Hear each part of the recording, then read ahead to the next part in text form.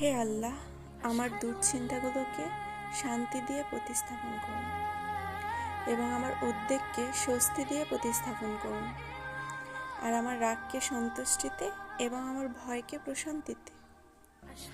হ্যাঁ, আমার দুর্বলতাকে আপনি শক্তিতে বদলে দিন, আর আমার সকল কষ্টগুলোকে স্বাচ্ছন্দ্যে। আমার অক্ষমতাকে সক্ষমতায় রূপান্তরিত করুন।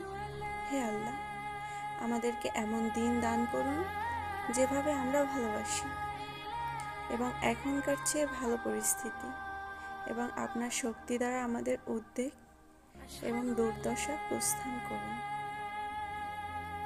আমিন। আল্লাহ বলেন, ইন্নাকা কাদিহুন ইলা রাব্বিকা কাদহান ফামুলাকি। হে মানুষ, তুমি তোমার রবের কাছে পৌঁছা পর্যন্ত কঠোর পরিশ্রম করতে হবে, তারপরে তুমি তোমার রবের সাক্ষাৎ পাবে।